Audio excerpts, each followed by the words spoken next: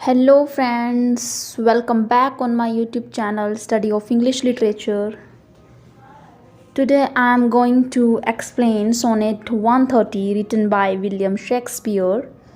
ठीक है, तो आज हम 130 सोनेट को शुरू करने जा रहे हैं। जैसे कि मैंने आपको पहले भी बताया है कि विलियम शेक्सपियर ने 154 सोनेट्स लिखी हैं, उसमें से ये सोनेट नंबर 130 है।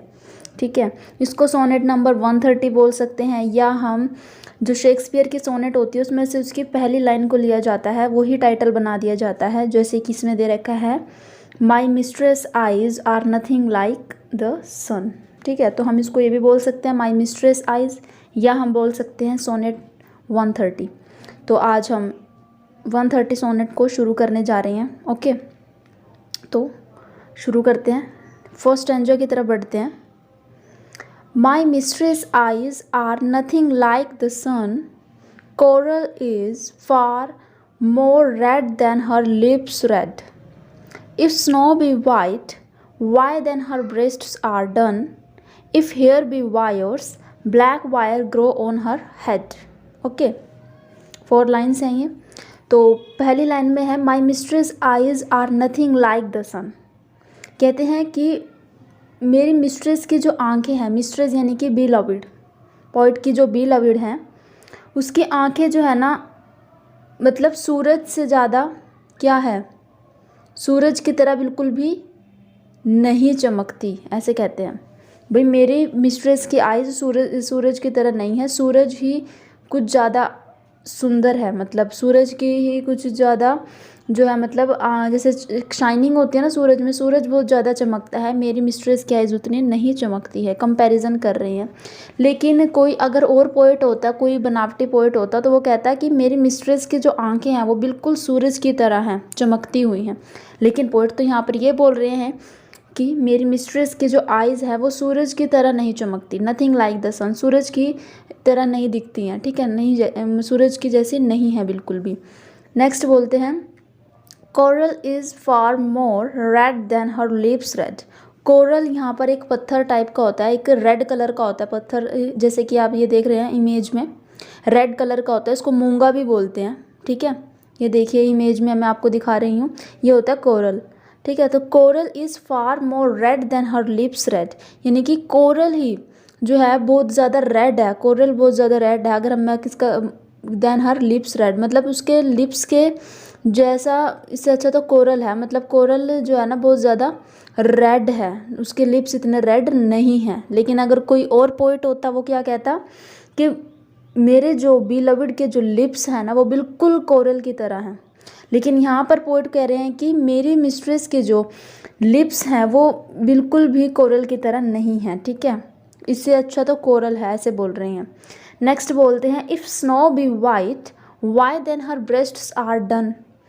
यदि स्नो जो होता है वाइट कलर का है, ठीक है, स्नो वाइट कलर का है, तो why then her breasts are dun, तो उसकी ब्रेस्ट्स डन का मतलब यहाँ पर होता है दोस्तों ब्राउनिश, ग्रे ब्राउनिश कलर हो गया। ठीक है, तो उसकी ब्रेस्ट जो है ब्राउनिश क्यों है, ऐसे पूछ रहे हैं, मीन्स उसका कलर जो है ब्राउनिश रंग का क्यों है। ठीक है, if hairs be wires black wires grown over her head. कहते हैं कि उसके जो हेयर्स हैं ना, यदि उसके हेयर जो हैं वायर्स हैं, तो उसके, मैं कहता हूँ कि उसके सिर पर जो है ना क्या उग रही हैं, ब्लैक कलर की वायर्स उग रही हैं। ठीक है ना, अब देखो कैसे कंपैरिजन कर रहे हैं, क्रिटिसाइज टाइप का लग रहा है, बट कुछ अलग तरीके से ही ये कंपैरिजन करके बता रहे हैं। ठीक है, तो और अगर कोई और पोइट होता है इसकी जगह पे, वो ऐसे ऐसे कंपेयर करता, कहता है कि उसकी जो आंखें हैं वो बिल्कुल कोरल की तरह दिखाई दे रही हैं, आई मीन टू से उसके जो लिप्स हैं वो बिल्कुल कोरल की तरह हैं, उसकी जो आंखें हैं वो सूरज की तरह। लेकिन शेक्सपियर ने यहाँ तो कुछ अलग ही करके दिखाया है ना, तो कुछ अलग तरीके से कंपेरिजन कर रहे हैं। आगे देखो नेक्स्ट स्टेंजा में क्या कहते हैं, I have seen roses damasked red and white but no such roses see I in her cheeks.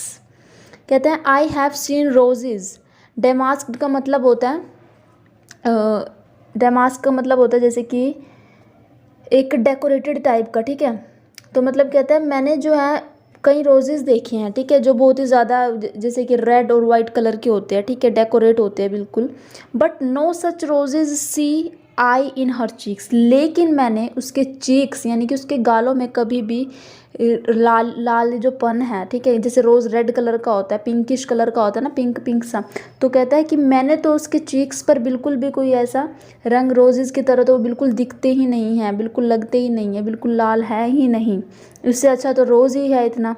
तो मतलब इस तरीके से कंपैरिजन कर रहे हैं। आगे कहते हैं and in some perfumes is there more delight, and in some perfumes, ठीक है, परफ्यूम्स इत्र टाइप का हो गया, ठीक है, इत्र बोलते हैं और सेंट वगैरह जैसे बोलते हैं ना हम, तो परफ्यूम्स कहते हैं and in some perfumes is there more delight, भी कुछ परफ्यूम्स ऐसे हैं जो बहुत ही ज़्यादा डिलाइट का मतलब होता है आनंद प्रदान करने वाले, जिसको मतलब एक प्लेजेंट सी जो होती है फ्रेग्रेंस होती है ना उसकी, तो मतलब वो बहुत ही ज़्यादा क्या करते हैं आनंद सा देते हैं ना। तो कहते हैं इन दोनों लाइनों का मतलब ये है and in some perfumes is there more delight than in the breath that from my mistress reeks. कहते हैं कि उसके जो परफ्यूम्स हैं, मतलब जो परफ्यूम्स होते हैं ना, वो बहुत ही ज़्यादा आनंद सा देते हैं, अच्छा सा लगता है उनको लगाने के बाद। लेकिन मैं अगर अपनी बिलविड से उसकी सांसों से जो उसका कंपैरिजन करूँ, तो then in the breath that from my mistress reeks, reeks का मतलब होता है एक अनप्लेजेंट सी स्मेल देती हैं, यानी कि इससे अच्छा तो वो परफ्यूम्स ही हैं जो इतनी अच्छी खुशबू दे रहे हैं। मेरी बिलविड की सांसों में से तो अनप्लेजेंट सी स्मेल आती है, एक स्मेल टाइप समझ ही गए होंगे आप, ठीक है, बदबू वगैरह आती है मतलब उसकी सांसों में, इससे अच्छा तो परफ्यूम है, ऐसे बोल रहे हैं पोइट। तो मतलब देखो किस तरीके से आप सोचो ना, देखो कैसे कंपैरिजन कर रहे हैं, मतलब बी लविड को कोई ऐसे बोल सकता है, लेकिन ऐसे तो कोई नहीं बोलता ना अपनी मिस्ट्रेस की। अगर हमने तारीफ़ करेंगे या किसी को भी देखो आप, लवर्स वगैरह होते हैं, तो वो कहते हैं कि उसके जैसी दिखाई देती है, ठीक है, उससे भी ज़्यादा खूबसूरत है, वो तो चांद जैसी है। मैं अपनी तरफ से बता रही हूँ एक बारी कि ऐसे लग रही है, लेकिन पोइट तो यहाँ पर बिल्कुल ही सब कुछ डिफरेंट सा कर रहे हैं, सिर्फ अलग तरीके से ही कह रहे हैं। अब देखो नेक्स्ट सेंजा में क्या कहेंगे, I love to hear her speak. कहते हैं कि मुझे उसकी जो मतलब मुझे उसका बोलना तो पसंद है, आई लव हर, मुझे अच्छा लगता है जब वो बोलती है। येट वेल आई नो, फिर भी मैं जानता हूँ दैट म्यूज़िक हैथ का मतलब दोस्तों ये ओल्ड इंग्लिश है, इसका मतलब होता है हैज़, ठीक है, तो that music hath a far more pleasing sound. तो मतलब इस म्यूज़िक की ही जो है साउंड बहुत अच्छी है, ठीक है। हाँ, कहता है कि ये दोनों लाइनों का मतलब ये है, I love to hear her speak, मुझे उसकी जो है बोलना पसंद है, मुझे उसका बोलना पसंद है, उसका मतलब बिलविड का, उसकी जो मिस्ट्रेस है उसका मुझे बोलना पसंद है। येट वेल आई नो, फिर भी मैं ये जानता हूँ that music has far more pleasing sound, कि म्यूज़िक की जो साउंड होता है, प्लीजिंग सा साउंड होता है, वो बहुत ही ज़्यादा अच्छा होता है। तो फिर भी मैं कभी ना कभी तो अपनी बिलविड को सुनता हूँ, लेकिन मेरे हिसाब से तो म्यूज़िक ज़्यादा प्लेजेंट है भाई, म्यूज़िक अच्छा लगता है ज़्यादा सुनना, ऐसे कह रहे हैं। अगर मैं उसके बोलने से अच्छा अगर म्यूज़िक सुनूँ तो वो ज़्यादा बेटर होगा। अब कहते हैं आई ग्रांट यानी कि मैं मानता हूँ, आई नेवर सा अ गोडेस गो, कि मैंने किसी देवी को चलते हुए तो नहीं देखा, ठीक है, कभी नहीं देखा। My mistress when she walks treads on the ground, जब मेरी मिस्ट्रेस चलती है ना, ट्रेड्स ऑन ग्राउंड का मतलब होता है पैर ज़मीन पर रखना या पैर चलना, ठीक है, ज़मीन पर। तो मेरी मिस्ट्रेस जो चलती है ना, वो कोई हवा में नहीं चलती, वो धरती पर ही चलती है, ठीक है, ये तो ये कह रहे हैं। लेकिन कोई और अगर पोइट होता, ठीक है, तो वो क्या कहता, मेरी मिस्ट्रेस तो बिल्कुल गॉडेस की तरह चलती है, भगवान की तरह चलती है, ठीक है, किसी देवी की तरह चलती है। तो अब सोचने वाली बात है, क्या उस पोइट ने देवी को देखा है? नहीं ना। तो देखो मतलब किस तरह से जो अगर कोई और पोइट होता तो कैसे कंपैरिजन करता। बट विलियम शेक्सपियर क्या कह रहे हैं कि मेरी मिस्ट्रेस तो बिल्कुल नॉर्मल चलती है, वो किसी देवी की तरह नहीं चलती, ठीक है। अब नेक्स्ट जो है 2 लाइन्स है, इसको कपलेट बोलते हैं। तो आगे कहते हैं and yet by heaven I think my love as rare, कि उसका जो प्रेम है, उसका प्रेम जो है वो बहुत ही रेयर है, बहुत ही वैल्यूएबल है, ठीक है, ये बोल रहे हैं पोइट।